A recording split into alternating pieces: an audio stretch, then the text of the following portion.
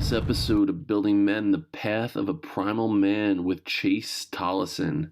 Chase is a fitness and wellness coach, a gym owner turned personal development specialist. He's on a mission to free men from the rat race and give them back their power by teaching them to stop hiding from themselves. His unique approach, the Primal Man Pathway, builds body and mind synergistically to create a true picture of mental and physical freedom. What was that ruckus? What ruckus? I was just in my office and I heard a ruckus. Could you describe the ruckus, sir?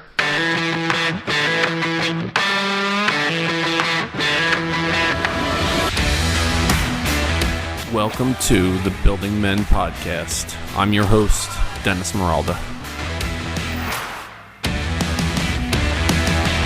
What's up, everyone? My name is Dennis Meralda. You are joining me and Chase Tolleson on the Building Men Podcast. Building Men is geared toward helping men become the strongest version of themselves mentally, spiritually, emotionally, and physically.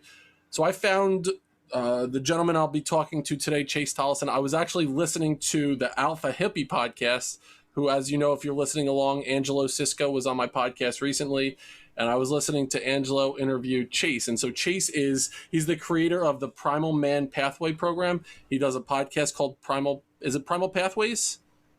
Primal Pathway Show. Primal Pathway Show. He's a human optimization coach. He's a magician of words. And listening to Chase and Angelo talk, Chase's voice can fucking beat any other voice up that I've ever heard. You sound like it's like the Dirty Harry voice. I'm listening to it this morning. I'm driving with my son. I'm like, Dan, listen to this guy's voice. He's like, Dad, his voice is way tougher than your voice. I'm like, I fucking know, man. Unbelievable. So welcome aboard, Chase. I'm happy you could join us today on the Building Men Podcast, my man. Dennis, dude, I appreciate you having me on, and thank you for pumping me up there to start. I'm jacked. Let's go. Well, people follow along on your Instagram, and we'll share, your Instagram at the end. You're jacked enough already. You don't need any more jacked up in your life. So, Chase, tell us a little bit about. I'm really interested people's journeys. I mean, to me, Building Men, what it's really about, that I've recognized over the last year or so, is I'm fascinated with people that go through a spot in their life where they're challenged, or they're tormented, or they kind of look at themselves in the mirror and they're like, who am I? What am I about? And they have to pick themselves up or kind of go in a different direction. So what I'm curious about is, tell us a little bit about where you started, and did you ever have this moment that you were like, I need to figure out what my life is going to be about in the future? So maybe kind of weave us to a path of how you found that spot and then how you prevailed from it. Big question. I know it's a big starter. I'd love to. And, I'll paint the picture, and before I go into, I'll lay it with that is an ever-present question in my mind. The hero's journey is a cycle. Yeah. You got to spin it around and around. That being said, we'll start at end of high school, little to no direction, and stuck around town. Tried doing community college. I had a whopping GPA of 0.742. That sounds like Animal House. That was like one of the guys in Animal House that Dean Wormer was talking to. 0.0. Yep. That was me. Most of my buddies stuck around town too. And I remember one time in particular, I was sitting in algebra class, teacher walks in, and I get a text from my buddy at the time. It's like, hey, I'm outside with a blunt rolled up. I'm like, oh, I'm skipping class. Yeah. So those were my priorities. When I was 21, or when I was about 20, I realized I needed to do something with myself. So started talking with different branches of the military. And it started with the Air Force. I wanted to be Spec War. I was 20 years old, fit, full of testosterone, wanted to go do cool shit. So I started talking with the Air Force. They said, you could be a combat controller. Sign this piece of paper that says you'll go in without a job. And, oh, don't worry, you'll get there. Got out of that contract, talked with the Army. No, you can't be a Ranger. You have marijuana possession on your record. Walk across the hall to the Navy. Yeah, you could be a SEAL. You got to pay out of pocket to go fix your eyes, and we'll waive your arrest, unlike everybody else. Oh, I got some thinking to do. Huh. My second cousin at the time is working missile defense at the Pentagon. My mom's cousin. Like rubbing elbows with admirals. He's retired Air Force, and he hears I want to go special warfare. and he sends me the book Lone Survivor, which by now been made into a movie. For anyone that needs a fill-in, it's the story of a small 4-man SEAL team mission gone wrong and the lone survivor and his story. This book was meant to dissuade me. I read it in 72 hours and put the Camaro up for sale that I said I was going to have until I was 40. That car funded LASIK, and I spent the next year running, swimming, push-ups, pull-ups. I was ready. Like I passed guys underwater during my 500-meter swim to test for the SEAL contract. And this contract just guarantees you a chance. Then you get to buds, there could still be a 70% chance that you don't make it. I go to MEPS to contract in, and they say, sorry, new instruction was sent out 6 days ago. Oh. Your arrest is no longer waiverable. So some back and forth with my cousin. He hands my package to an admiral, the deputy chief of naval personnel. And he goes, sorry, don't believe him. Can't help him. Of course, my story was one that the recruiters told me to write. So at this point, I'm full victim mentality. Like, world is out to get me. What the hell? Just spent this whole last year. I'm like, whatever. And this whole time I've been running away from turning wrenches with the military. And I tell the Navy, get me out of town as fast as possible. And in 2010, fast was like 2 or 3 months. You leave in 8 days, you're an engineman. So I got thrust into this working in a minesweeper, small command, 80 men total. And I ended up in charge of the auxiliary engine room at 23, 24 years old with a broken leadership structure. I'm like, all right, I'm getting out. I want to be in charge of me. And I knew I liked fitness. I've been doing CrossFit since 2008. CrossFit gyms were a low barrier to entry, which there's a whole rabbit hole about that double-edged sword. So I got my CrossFit level 1, started coaching people. Whole story. Get out of the Navy 2014 and open a gym. And that's one revolution. The next one, to bring it full circle to where we are today, is I was running that gym. And I told myself a story when I got out of the Navy that I just want to run a gym. I can be the broke gym owner. But I'm going to find a girl with tattoos who likes fitness and lock it down. And I said that, and I told my brother this, and my aha moment, and I only realized this after I learned the power of words and what they can do for us. My brother gave a best man speech at my wedding that people with white hair said was the best man speech they've ever heard. And he said something along the lines of, if seeing Chase hold a relationship and be in love was like seeing a unicorn, then seeing Chase get married is like seeing Abe Lincoln riding a unicorn jumping over a rainbow. And I'll give it to him. He said it when he got out of the Navy. He was going to find a girl that's into fitness with tattoos and lock it down. And he did. And I was like, well, man, I created my own reality. Why am I still struggling to run a gym with, because I told myself I'd be the broke gym owner. And in the last couple of years, there's been an awakening of the awareness around words and identity and the story that runs through our head, and whether we run away from it or lean into it and reshape it. So to bring it full circle to where we are now, that awareness and realizing that I have been using the story of the Navy not letting me get a SEAL contract to hold me back. Like, I tried and everything was predetermined. That's not one of my biggest wins, because I went from a kid who had a 13-minute mile to running 2 miles in 13 minutes with a backpack on, swimming 2,000 meters, running home at the same pace, and then working out for another hour. There's so much there, and the idea of magician of words, even the way that you're able to weave that story, what you did was, if anyone's listening right now, there's so many things that people are like, oh my, this human being is fascinating right now with everything that you've been through in such a short period of time. So I'll start with your decision first to go into the military. I'm interested in rites of passage. So think about it. We probably had our rites of passage as we were growing up. So I'm 44 years old, and I think back to my own experience. When did I learn what it meant to be a man? What were the things that happened in my journey that I understood what masculinity meant or what it meant to be a man? And I could pick out a couple, maybe having a beer with my old man and bullshitting with him and his friends, getting my driver's license. That was a rite of passage for me.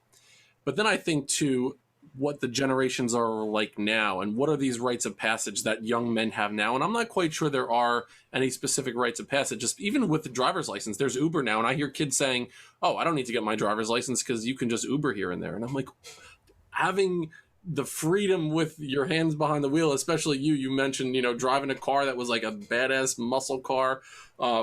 So I'm wondering what you believe as you're in an experience where you were, in an elite armed forces area where you had to make decisions and other people's lives were in your hands and based on what you were deciding.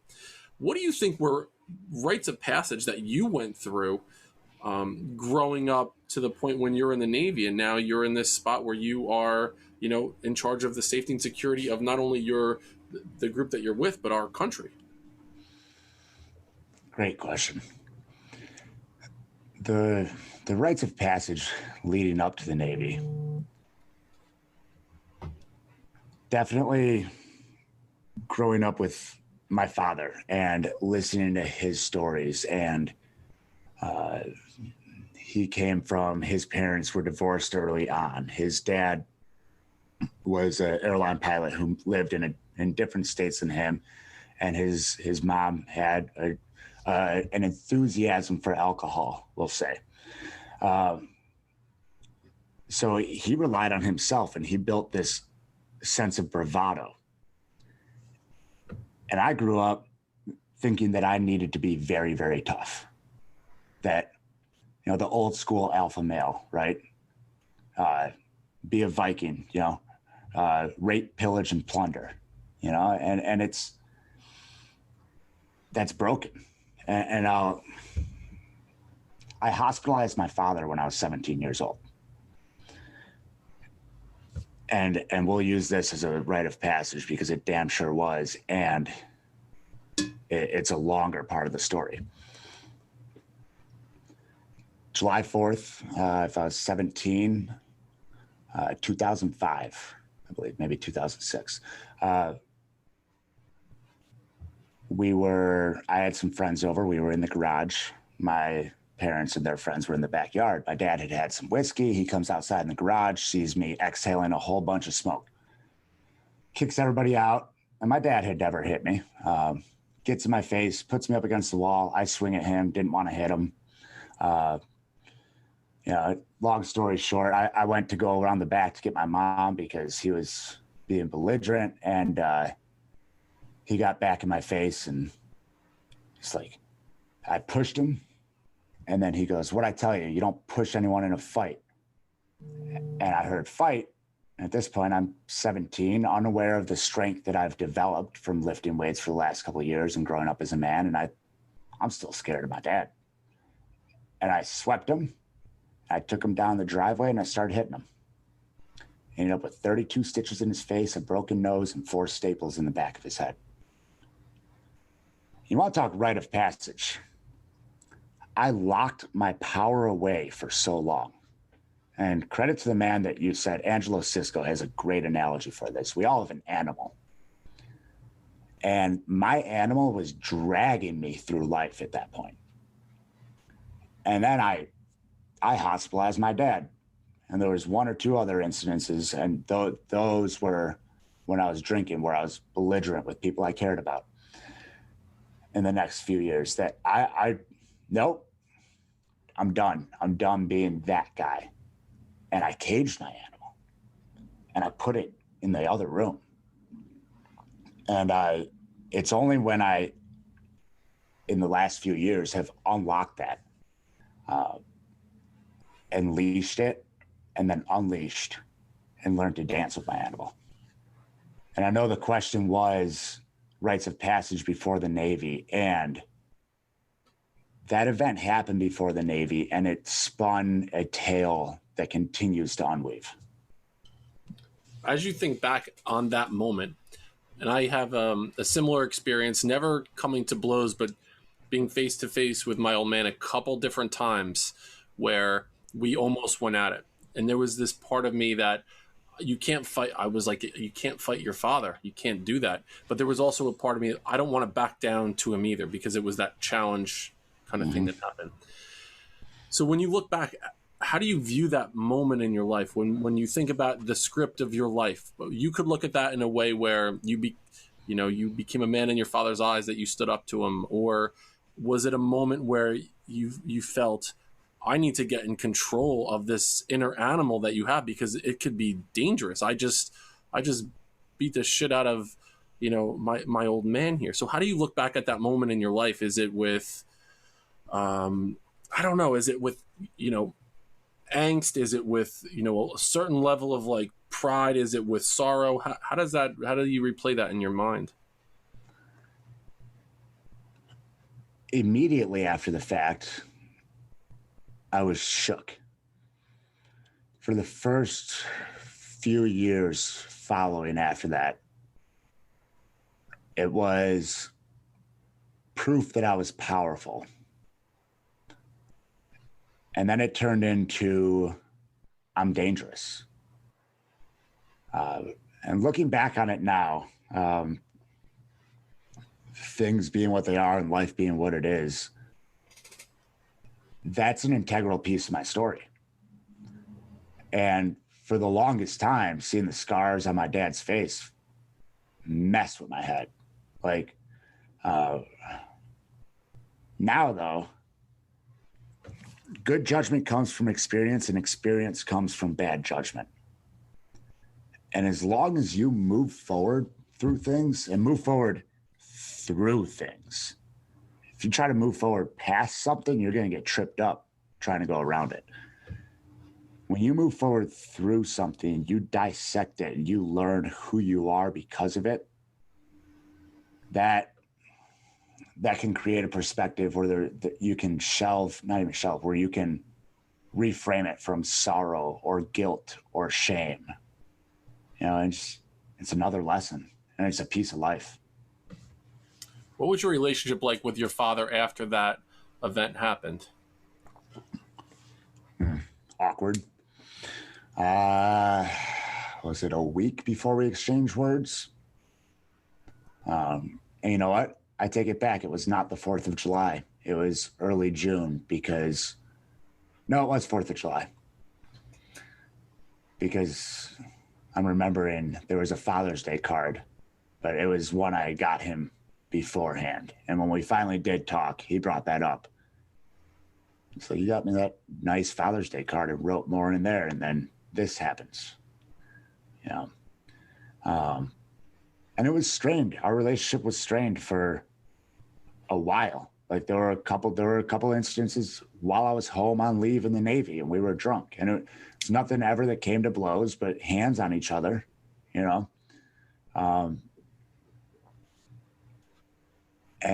it has to be a conscious decision to move past something. People think just because they're not talking about something, or they're not focusing, or they're not talking about it, or they're hanging out with someone and pretending like things all right, that it's all good. Like, yeah, you put the lid on it, the water's still boiling. So as men, I think a lot of us tend to do that when we're dealing with a difficult situation emotionally. Push it down, and all of a sudden it starts to boil, and then it's like shaking up a soda bottle. It can come out in a time or in a way that we don't want to have happen. So your relationship with your father was strained, but as you look back on your childhood, your growing up, what lessons did you learn from him about being a man? What were certain things that you're like, man, my dad taught me this about being a man? And it could be positive or negative. It could be like, I want to be this type of man because I saw my dad, and conversely, I don't want to be this kind of man because of what I saw from my dad. I'm a fitness and self-development guru, right? My dad had a weight bench in his bedroom when I was 4 years old. I watched my dad lift weights growing up, and fitness was a thing. Being active was a thing. Like, and to any dads listening, like, if you need a reason to start working on yourself, ask yourself where you want your kids to be when they're 35 years old.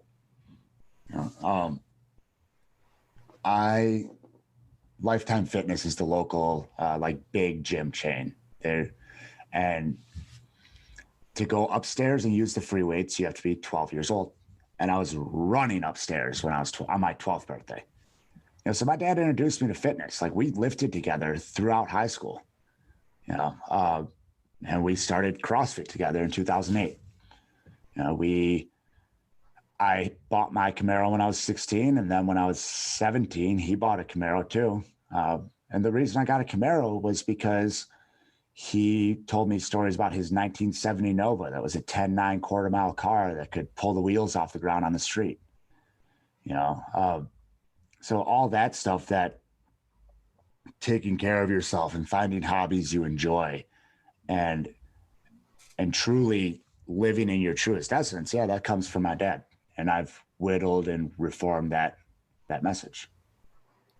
You mentioned about running up the steps in the gym when you're 12 years old. I can relate to that. I remember my father would take me to the gym around the same age.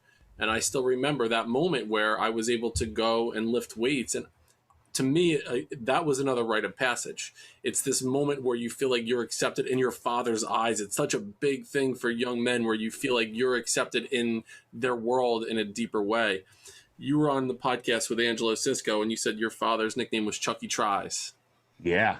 So I wanted to bring up, I just got done reading the book Green Lights by Matthew McConaughey. Okay, it's on my list. I have yet to read it. Well done. I mean, and the guy has, talk about people's voices.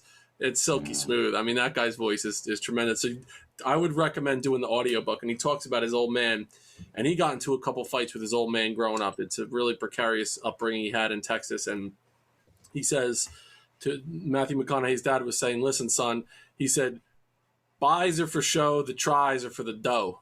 That's where you make your money. You working men have those triceps. And so when I heard you talking about Chucky Tries, I made that immediate connection to McConaughey.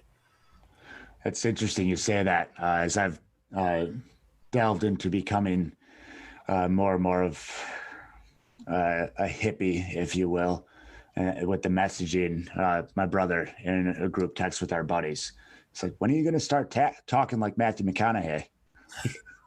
There you go. It's out there in the universe now. Yeah, right. And part of the premise of his book is this idea of, even when we think something is a red light or a yellow light in front of us, it's just waiting to turn green. And I'll use that as an analogy to your life situation. So now there's this moment that you have with your father, and you come to blows with your father, which is a traumatic experience. As an educator, I recognize that as kids growing up, we have these moments, adverse childhood experiences that manifest themselves. They bury down deep, and they come out at different points in our life. So you had this kind of rage building up, and it burst out in this situation. So at that moment, there's that red light in front of you, like, oh shit, like this just happened. My father's in the ER. He has all these stitches in his head.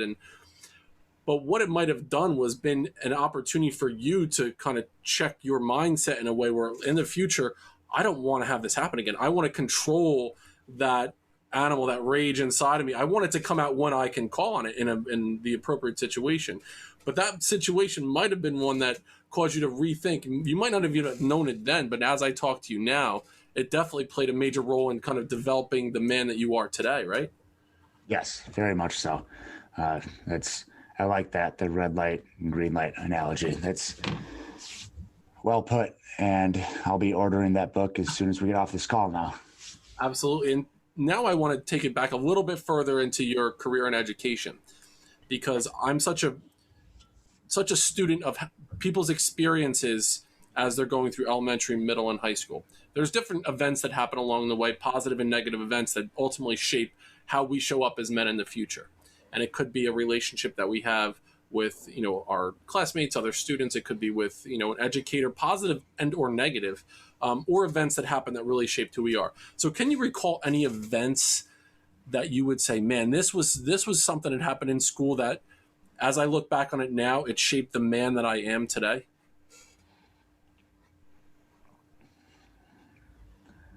It's tough to say a single event.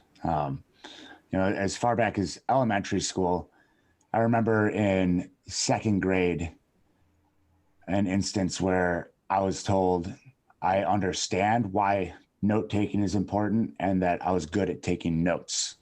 And then in third grade, I had a stack of unfinished homework. In that year somewhere, I decided, I'm good. And I got A's and B's on all my tests. I got good enough grades to get through. And I learned all the material. And that through line carried, middle school, high school, even my stint at community college. I got told by an English professor, you can't get by on potential alone. So in specific events, it's with educators or anyone such as that, it's difficult to recall. So even looking back, I'll change the trajectory of that idea. Knowing what you know now, everything that you've learned, especially in the last few years, since you're going on this kind of awakening, this moment where you understand what you want to be, where you're saying, I'm putting all this stuff out there in the universe that I want to be able to accomplish, and knowing what you've learned during that period of time, if you can go back and change the way a school operates to help you become the person you are now, what could schools have done during your experience that would make school, it would have been this experience, okay, I get it now, that's where I got to the point where I am right now? What could schools have done? Different teaching styles for different learning styles. I think there's in my opinion, a massive opportunity for recognizing unique talents and unique skills and pathways in which individuals learn, as opposed to painting in a box. Are you a Calvin and Hobbes fan? Oh, I remember them. I loved Calvin and Hobbes. So my dad got a new Calvin and Hobbes book every Christmas until there were no new ones for my mom to buy them. And I found this comic the other day, and it's Calvin. He goes, "Today, for show and tell, I've brought a tiny marvel of nature, a single snowflake. I think we might all learn a lesson from how utterly unique and exquisite this crystal, or how this utterly unique and exquisite crystal turns into an ordinary, boring molecule of water, just like every other one when you bring it into the classroom. And now, while the analogy sinks in, I'll be leaving you drips and go out outside." It's classic. Yeah. So that being said, I feel that school, there's no awareness around language in school. There's no awareness around, here's these life events there's little awareness around. Here's these life events that we're going to need to tackle. It's basic skills and taught in the same way. And I understand there's logistics problems there, logistics hiccups there. How do we determine who can be taught in which way? And if we spend the time on the front end to figure that out, I think you're going to have a lot more kids at 18 that know they want to be entrepreneurs, as opposed to force themselves through a 4-year degree because their parents think it's what they need. Absolutely. 100% agree with that.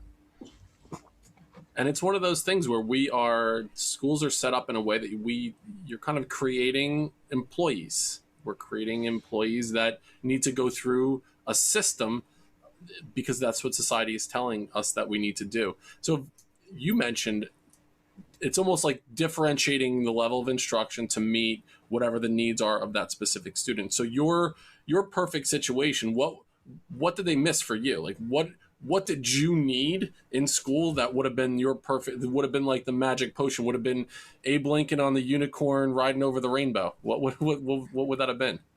Good callback.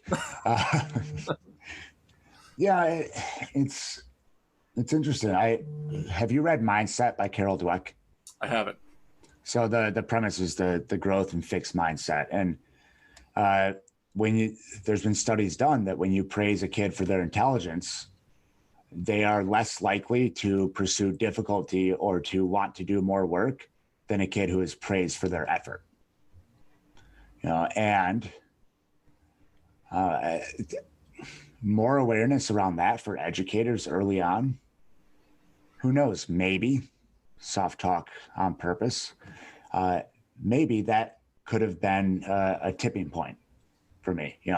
Hey, great work, great effort here, as opposed to, oh, you're really skilled, like you're really intelligent.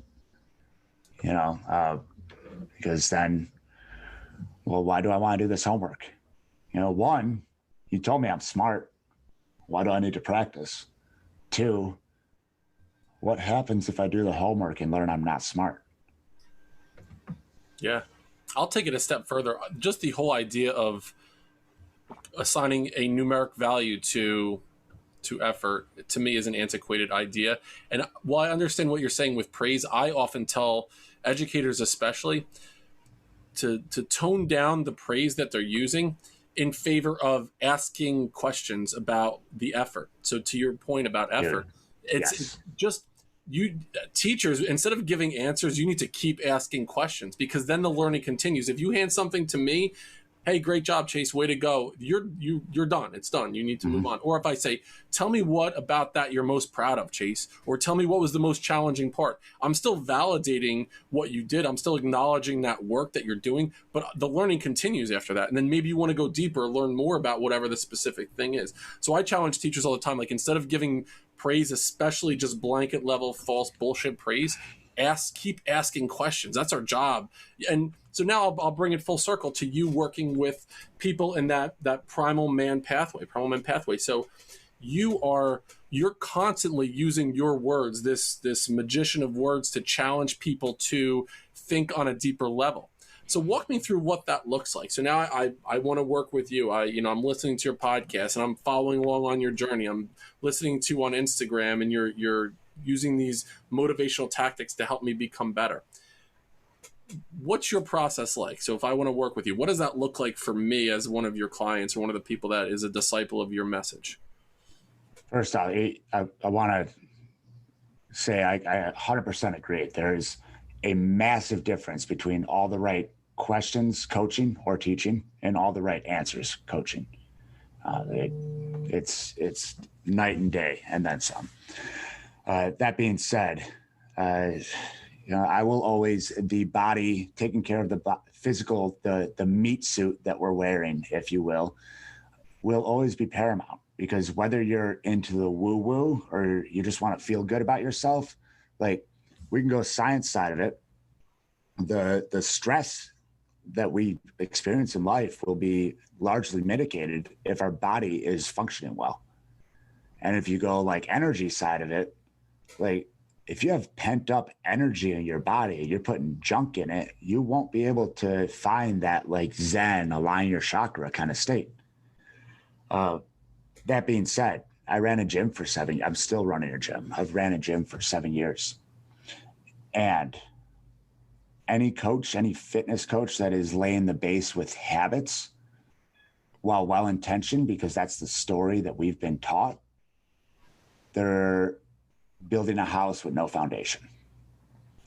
So we work on the identity. We work on the stories inside of our head.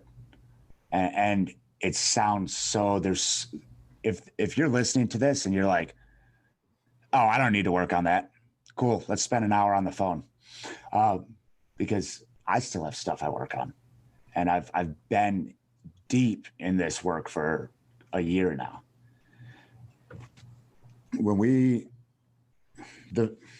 To back it up, The victim mentality is an acquired personality trait wherein an individual considers themselves the victim of the negative actions of others, even in the absence of clear evidence.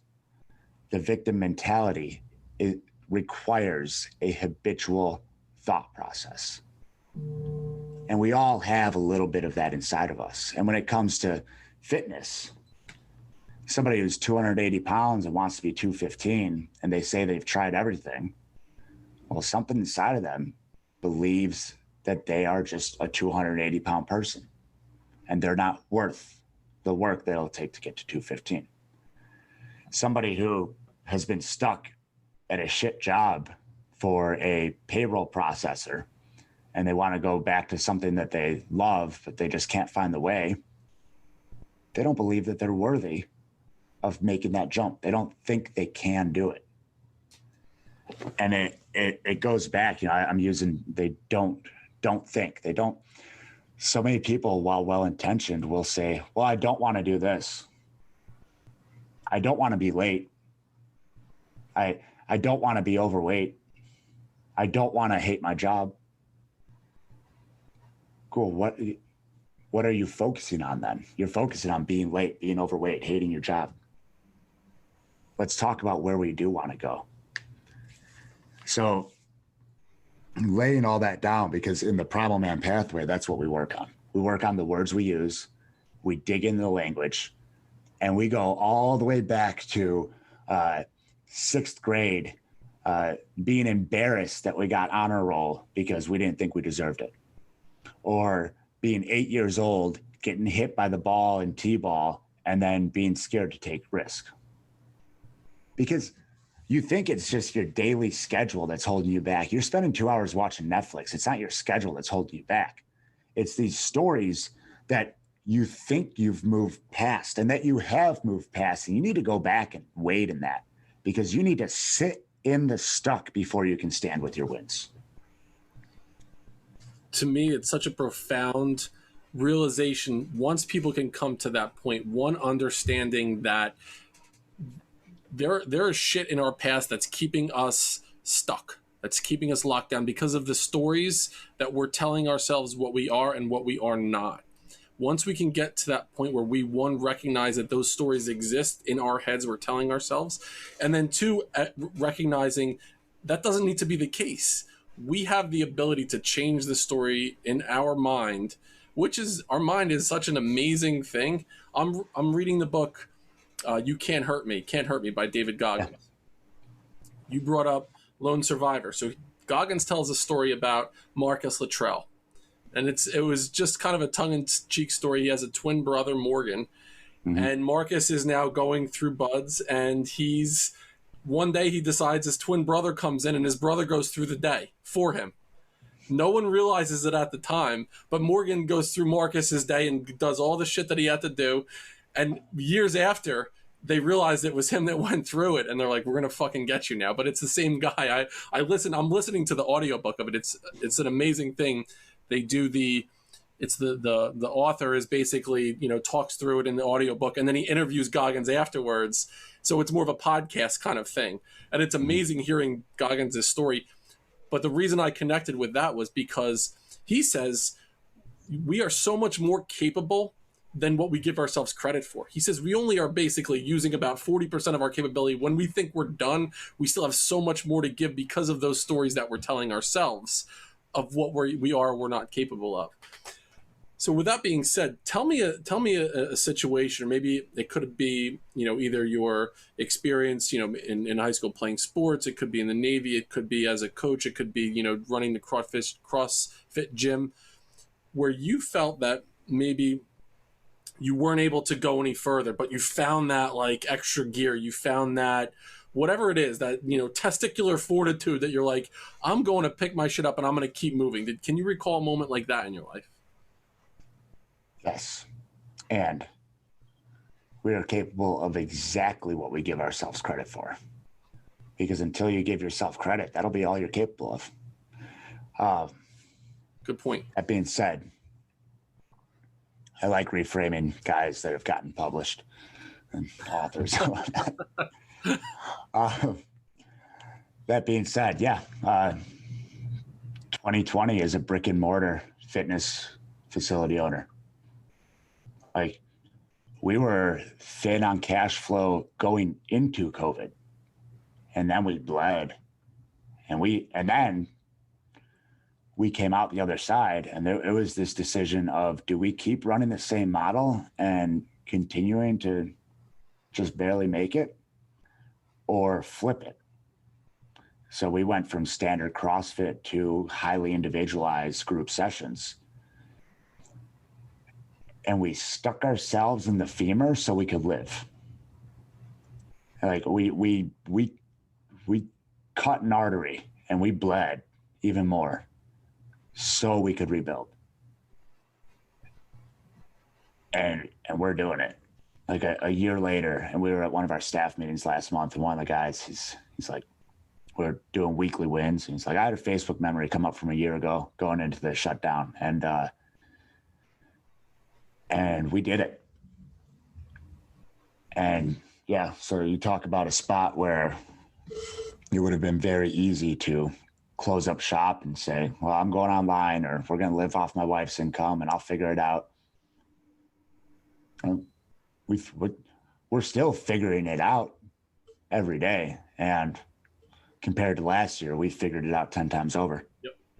It's one of the great things in life when you have an opportunity to take a step back, look at things from a different perspective, and understand that just because that was your thought process, your mindset a year ago, 5 years ago, whatever, that doesn't mean that you're stuck in that fixed space. Your comment about having that growth mindset, it's such an enormous part, especially over the last year. You know, people really need to understand and reinvent themselves. You did a podcast recently on the Primal Pathway Podcast. Basically, one of your episodes was called "Let Go to Gain Control," and so I listened to that this morning, and then it hit me that premise. So, can you talk to us a little bit about what you mean by that? When you need to let go to gain control of your life, how do you frame that for people? Yeah, great question. A lot of people, the majority of us, at some point or another, are white knuckling our way through life. Like, and our breath is trapped in our chest, and we're living in an upregulated state in this fight, flight, or freeze. And more often than not, it's freeze. And we're paralyzed by inaction. And then inaction creates overwhelm. And then the overwhelm creates more inaction. There's a book called Why Zebras Don't Get Ulcers. And it's because in nature, we save our fight, flight, or freeze for when there's a lion chasing us, not for when someone cut us off in traffic. Right. You know, and so in letting go to gain control, it's not negation fully acknowledged. It's not sit on your couch and watch Netflix and stuff will come to you. It's let go of all those stories run around in your head and the stress that you are creating for yourself. Like, everything in your life, you either choose or you tolerate. And if you tolerate it, then you're choosing it. So once you can wrap yourself around that, then you can let go of that fight, flight, or freeze. You can breathe low and slow in your stomach and create clarity around how to create control. And, you know, for anybody out there listening, a fun little, you know, we've talked about the stories in our head, and try this. Whatever stories are around your head, whatever you're stressed about, or whatever you think is holding you back, something absolutely horrible that happened today, write it down. Then after you write it down, read it out loud. And then after you read it out loud slower while you're breathing deep. And then see if that story is really still that bad. Because that's letting go to gain control. You let go of the stuff that you think is running the reins. I've gone through that process a couple times during the course of this year. My girlfriend is so big into that idea of like really thinking through the stories that we're telling ourselves and the shit that's really bogging us down. So we've done that with other people as well, where we'll write stuff down, we'll think about it, like fully experience whatever it is that's getting in our way, that's blocking us up, fully think about it, experience it, and then we fucking burn it, put it in the fire. And that, now that is, it's a ceremonial moment that is now not holding us back anymore. And it's something that I've spoken about on the podcast before. And it for me, it has certainly worked. It's something that it has this, it's this, again, this rite of passage away from that thing that's holding us back. And this journey that I've been on in the past 12 months or so, Chase, what I've tried to do is, one, understand masculinity on a deeper level, what that means. What does masculinity mean? And, you know, the dictionary is masculinity are traits that are associated with being male or being a man. And that's, what the fuck does that mean? So that's one journey I've gone on. The second journey has been this, you know, intellectual journey, spiritual journey, where I'm trying to learn as much as I possibly can through listening to podcasts, to reading books, to just consuming as much as I can. And so I feel like I'm on this journey, and every time that something rubs up against me or bristles up against me, I want to learn more about it, this cognitive dissonance that happens in my head. So I've said on this podcast more than one time that you are kind of the sum of the 5 people that you hang around with the most, or that you associate with the most. And so I've said that. I've kind of gone on record saying that. I've heard it before. Tell me why that was bullshit. Why was I wrong when I said that, Chase? Yeah, and I'll go on record saying I used this for almost 33 years of my life. This is a recent reframe for me. That being said, it's an absolute and total projection. We're handing our responsibility for who we are off to our circle of friends. We're saying, well, I'm a reflection of my circle. I'm a reflection of my coworkers. I'm a reflection of, you know, my family. Bullshit. They are a reflection of you. Everybody around you is a reflection of the choices you've made, the values you hold, and the habits you practice. You are not, you can choose to keep saying it if you want to hand your power off to them. Cool. I mean, give them your energy. It'll probably just pump them up more. You are not a direct reflection of the 5 people with whom you spend the most time. The 5 people with whom you spend the most time are a direct reflection of the choices you've made. That's it. You put that up on Instagram. I commented on it right away, and I said, it made me rethink. And I love when stuff makes its way into my brain, and I have to challenge what I previously thought, because that's where growth happens. It's like in the gym. If you're doing something, if you do the same exact thing every single day, you'll get to a point where, you know, maybe you're fitness in a way, but to get better, you need to change it up. You need to push yourself further than you thought you can go. You need to do something a little bit different. And to me, that's the same thing that happens mentally. So I appreciate you putting that out there, because it definitely helped me reframe my idea. And you're totally right. It's about those choices, those habits you're doing on a daily basis that will determine your future. So with that being said, too, tell us about what are things that you're doing on a regular basis. So what are your daily habits? I don't want to say the word routine. Routine, to me, it has a negative connotation. I want it to be like, just what is your lifestyle like that sets you up for success? I like to use the word rhythm. And people are it's really complicated, guys. Get ready. I wake up and I drink water. I work out in the morning. I go for a long walk with my dogs. And then I do the pieces of work that will affect the most change in my business. I separate work from home, and I'm present with my wife. I work out 4 days a week. I walk 3+ miles a day, and I sleep 7 hours a night.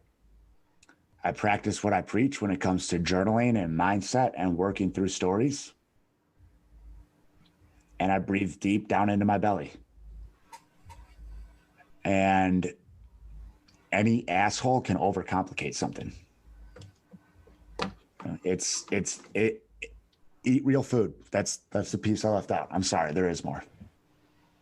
Eat more protein, chew your vegetables, and realize when you're full. Like, it really is the simple stuff that works. And I've been around fitness for my whole life. And I've I was first certified as a personal trainer in 2009. Like, I've seen all the hacks and I've tried most of them. And yeah, I have some supplements I take. I'm not going to list them because until you're eating single ingredient foods and, like, I take some cool vitamin C supplements and stuff that tastes really good because it's super bioavailable. Like, it's not going to help you at all if you're still going to McDonald's 5 days a week. To the men that you work with on a regular basis, if there was a way to kind of categorize the things that you're seeing consistently that are getting in our way as men, that are kind of getting us stuck or preventing us from being that primal man that we know we can be, what would you say are a couple things that you see are consistently getting in men's way? Their lack of self-worth has them handing their schedule and responsibilities off to external circumstances. And that is why so many men that I've worked with have tried in the past to implement a fitness routine or a mindfulness practice or fix their relationship and fallen off. And it comes back to, the gym can be an addiction. It can be a place to run away as much as the bar is. And until we fix the stories in our head, you're still going to use the barbell the same way you would use a bottle of tequila. So the guys come into the program with surface level. I want to be more confident. I want to lose 15 pounds. My back hurts. What's there underneath is I don't feel like a man because I'm unable to talk to the girl that I have feelings for. I don't feel like a man because I'm too scared to ask for what I want professionally. Fitness is by and large a Band-Aid. And then from there, guys who thought they needed to work out 5 days a week are like, hey, I want to work out 3 days a week so I have more time to go do the stuff that brings fulfillment to me. And such an important point, because while people see aesthetically, you look a certain way, you're jacked, you have this, but here's the thing. If you're basing your value or your worth on benching 315, deadlifting 475 and squatting whatever, you're not going to be able to maintain that throughout the course of your life. You're going to get injured at some point. You're going to get into your 60s, and all of a sudden, if you're basing your masculinity and your manhood and your worth on a number or on being able to do a certain number of reps, and that goes away, and your value placed on masculinity is in something like that, then where are we? What are we left with? So while you're using fitness and that physical exertion, which I'm all about, you're also saying you need to do the deep work. You need to do that inward work, because that's where it comes from. It has to come from inside. That's not going to be taken away. It doesn't matter if you can't run a 6.5 minute mile. You know your worth because it comes from inside of your heart and inside of your head, not how fast you can run or how much you can lift. Yes, exactly. And then your movement practice can be something that serves you as opposed to controlling you. People think they want to be fit. Most people just want to feel how they think fit people feel. Or they want to feel that other people are looking at them like they want to be looked at. So again, that idea of giving up your power to the way that you think someone else thinks about you. It's that broken looking glass self. Yeah. People that I speak to, that's one of the main things. And I think your assessment of where men get stuck, that's across the board. I'm seeing the same exact thing, that people are so worried about what other people think. And I'm a recovering seeker of approval. That was, I spent a lot of time in quicksand over the years of my life worrying about what other people thought. And once you're able to shed that shit and not be concerned about that, do what's right, do the best that you can do based on your knowledge. And if you know better, then do better, but don't base it on other people's opinions and thoughts of you. I certainly know why the idea of magician of words, that resonated with me. That's going to be part of the title of this podcast. And when I promote it, that'll be in there, because the way that you speak got me thinking in so many different directions. I want to schedule another interview for you in like September, October, because I need to level up to be able to, have a word, chess match back and forth, because you're thinking in so many different ways, Chase. I really appreciate the way that you're able to communicate on such an intellectual and spiritual level. It got me thinking in a million different directions. So I wanted to just tell you, I appreciate that a lot. I appreciate you, brother. I thoroughly enjoy this conversation, and the system that unlocked this and gave me the key to unlock it for myself, in Lifted. I can, by all means, if you are interested in words and the power of abracadabra, I can make the introduction. It is pure magic. Do you know what abracadabra, where it comes from? I just know. I know that like a magician would have a wand and they would say it, and a rabbit would come out of a hat. That's all I know. So tell me about it. It comes from the ancient Aramaic for "with my word I create." It's like, like an alchemist. Yeah. You know what the Merriam-Webster definition of a spell is? A word or a combination of words thought to hold great power. So every time we speak, we're all casting spells. And when you go through life with conflict victim language, I don't want to do this, maybe I'll do that, someone's fault for what situation I'm in, you're casting spells. And you can either live in that black magic state where everything feels like crap, or we can flip it around, take control of our stories, switch our words up, and cast white magic. So you believe in that so much that the tattoo that you have on your back is abracadabra? Yes, it is the Aramaic triangle of abracadabra. I'll make sure that one of the pictures that I post as far as the promo goes, that's visible to people, because before we even started, I had no idea what that tattoo was, but it's a striking tattoo, and it's something that the fact that it resonates so deeply with you in your core of who you are, to memorialize it in that way, it's a really striking tattoo. So I'll make sure the people that are listening will have an opportunity to check that out on Instagram. So Chase, tell us how people that are listening to the Building Men podcast can find out more about you, can get in touch with you, can reach out to you. Yeah, Dennis, definitely. Easiest way to find me right now is on Instagram at Coach_Chase_Tolleson. That's where I'm living and breathing right now. I'm on Facebook too, Chase Tolleson. There's more of my fun stuff, like the 5 people you spend most time with, on Instagram, because I put that out on the lives. I like Instagram. You'll see me on TikTok soon. I'm gonna make some thirst trap videos to pull people in.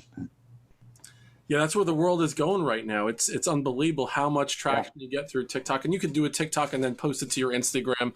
Like I mentioned before, my brother I told him, you're going to be in charge of TikTok. I'm not there yet, so he's going to post stuff on Instagram through what he's doing on TikTok. But yeah, it's interesting, because I'm against just, constantly being on social media, but I understand it's the way to get your reach out there, especially when you have such a positive message. You have to be able to spend time doing that, understanding that it has a ripple effect. So you spend a couple of minutes doing it, as long as you're not scrolling through mindlessly, where you could be doing something positive for yourself or something to serve another human being in the world. So I just wanted to just thank you, Chase. The last hour to me was probably one of my favorite hours that I've done on this show. I've learned a ton, and I think the audience that's listening will gain a lot out of the last hour, and I'll definitely reach out to you to have you on again in the future. To reach out to me, the best way for me as well is on Instagram. It's building.men. On Facebook, it's Building Men Podcast. My email address is buildingmencoach@gmail.com. We just started a YouTube channel, so all the interviews that I'm doing, all the stuff on Building Men, will be up on YouTube as well. Go a step further than you thought you can go today. Chase Tolleson, thank you so much, brother, for being on. I truly appreciate you. We'll see you next time on Building Men, and I'll leave you with a little abracadabra. Take care, everyone. Thank you, brother.